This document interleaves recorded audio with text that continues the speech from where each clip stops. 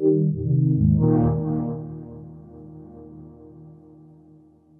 I'm Kevin Yarnell, otherwise known as Hauntzer, and I'm the top laner for TSM. Kevin, who are you most looking forward to laning against this split, and why?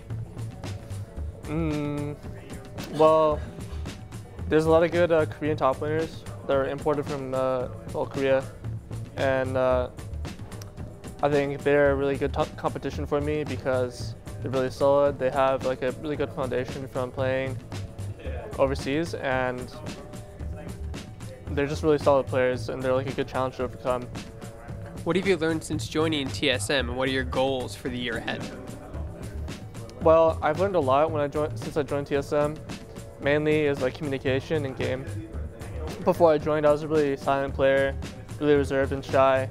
I wouldn't speak up and just say what I wanted to say. But as time goes on, like I've become more confident.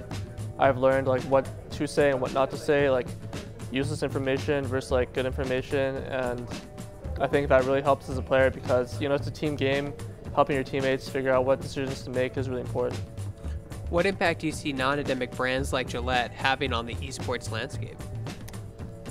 I think it's really big for esports because it just means it's like taking that one step up where esports is becoming more and more mainstream, and soon enough it's going to be just as popular as like basketball, like baseball, NFL, stuff like that.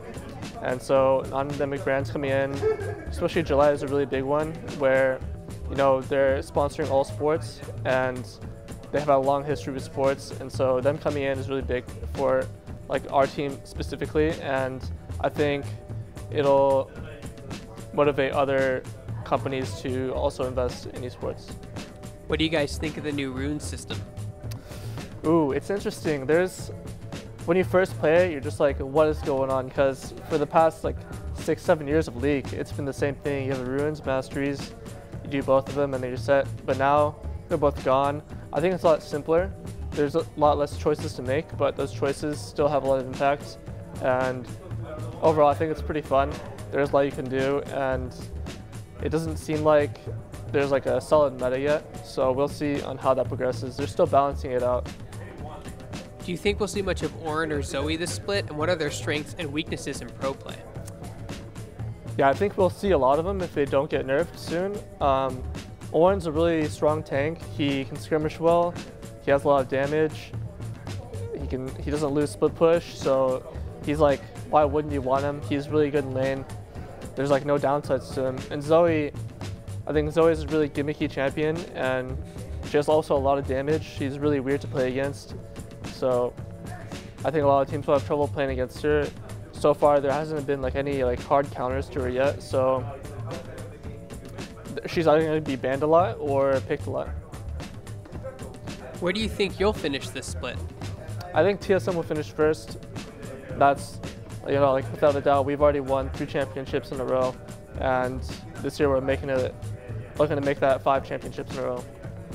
Were you surprised to see SKT lose to Samsung at Worlds, and do you think they'll make it back to the top this year? If you look at last Worlds, Samsung took the set to 5 games, and you could already tell that was a really close set. So them winning this year wasn't that surprising. Both the teams are really top tier. They just have different strengths. Like Samsung has really good macro, and they know how to play the lanes out really well, while SKT has really good team fighting, and they have like a stronger early game. So we'll see if SKT can take it back to the top. It really depends on the roster. It seems like the roster they had this year wasn't as strong as before with the top and jungle, but if they pick up like stronger members, it might become better. After the changes with franchising and roster swaps, who do you think will be top tier teams in this North American split? I think it's too early to say right now without having seen them play. Obviously on paper, a lot of teams look good. They've got like 100 Thieves, they have Someday, Meteos, Ryu, Afro, or TL also looks really strong. They picked up a lot of star players. CLG has been around for a long time. They still have most of their roster, so I think they'll still be a top team. And C9, always been a top team, top organization. So we'll see between those two, or those few. And I feel like the other teams, like the newer teams, Clutch Gaming, Optic, Golden Guardians, didn't seem like they had the best investments in their rosters. So I don't think they'll have a good first year or first few splits, but like over time they might become really strong teams and strong orgs. What advice would you give to an aspiring League player who wants to go pro? Aspiring League player that wants to go pro. Play 8 hours a day every day? Yeah, I mean, depending on how you learn, some people like to grind it out. Some people like to think a lot, theorycraft, and learn through that way. You gotta have a goal in mind, that's for sure. If your goals want to be the best, then you have to act like it.